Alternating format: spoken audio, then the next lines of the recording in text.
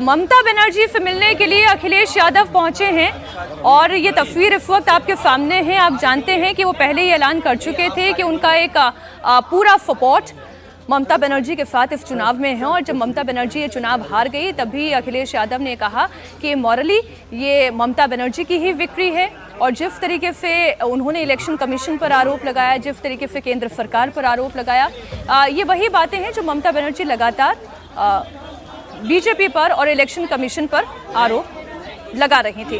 अभिषेक बैनर्जी भी अखिलेश यादव के साथ हैं, उनका वेलकम करने के लिए वही आगे पहुंचे थे। और घर के अंदर इस वक्त ममता बनर्जी दिखाई दे रही हैं और उनका सम्मान करते हुए अखिलेश यादव दिखाई दे रहे हैं। देखिए, विपक्ष की भी पॉलिटिक्स को यदि आप देखिएगा तो बहुत कुछ इस जीत पर, विपक्ष की जीत पर निर्भर थी, लेकिन वो जीत तो नहीं हो पाई। विपक्ष की पॉलिटिक्स को एक बहुत बड़ा झटका लगा है पश्चिम बंगाल के नतीजे आने के बाद। तो पहले तो इसी तस्वीर पर मैं रशीद किदवई जी एक बार आपका कमेंट ले लूं, फिर मैं दत्ता जी वापस आपके पास आ रही हूं। तो विपक्ष की राजनीति को एक बड़ा धक्का लगा, इसमें तो कोई दो राय नहीं है।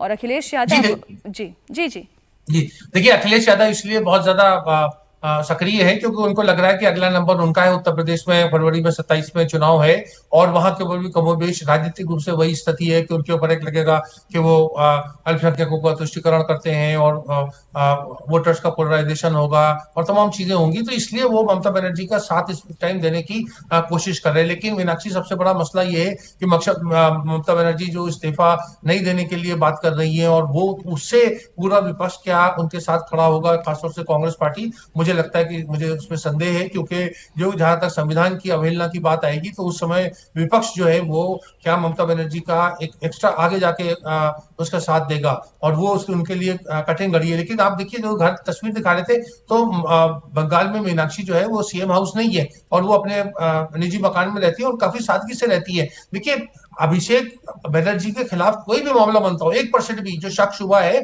उनको फौरन पहला काम जो हमारे कानून में है उसमें गिरफ्तारी होनी चाहिए। नहीं तो हम ऐसे उनके ऊपर अलग ऐलान इस तरह का नाम लगा। मैं कोई अभिषेक का पक्षधर नहीं हूं, मैं आपसे सिर्फ कानूनी व्यवस्था की बात कर रहा हूं कि व्यवस्था के अनुसार अगर वो, क्योंकि इसका तो मतलब ये है कि अभिषेक बनर्जी को बड़ी जल्दबाजी है कि जेल में जाने की, कि अभी चुनाव हारे और इस तरह की राजनीतिक हत्याएं करा रहे हैं। नहीं, सर, मैं तो उन बयानों की बात कर रही हूँ और शायद दत्ता जी भी उसी तरफ इशारा कर रहे थे कि जब आप पब्लिक डोमेन में आकर ये कहते हैं कि भाई 4 तारीख के बाद कलकत्ता में रुक कर दिखाओ फिर मैं बताऊंगा, जब आप इस तरीके से भड़काऊ बयान देते हैं तो शंका अपने आप ही की तरफ होगी ना। जी, मैं बिल्कुल, गैर जिम्मेदाराना बयान उन्होंने भी दिए, लेकिन गैर जिम्मेदाराना बयान और सज्जन भी बहुत सारी चीजें उदाहरण देते हैं, बहुत लोगों ने दिए। तो उसका तो चुनाव खत्म, वो सब बातें खत्म। लेकिन मुझे अभी भी मतलब ये मुझे ऐसा नहीं लगता है, हो सकता है कि मैं गलत साबित हूं, कि वो इतना कि अभी राजनीतिक हत्याओं को करने में, यही पे कह रहा हूं, अगर उन्हें बहुत ज्यादा जल्दबाजी है जेल जाने की, या वो अमित शाह और नरेंद्र मोदी जी का व्यक्तित्व नहीं जानते हैं,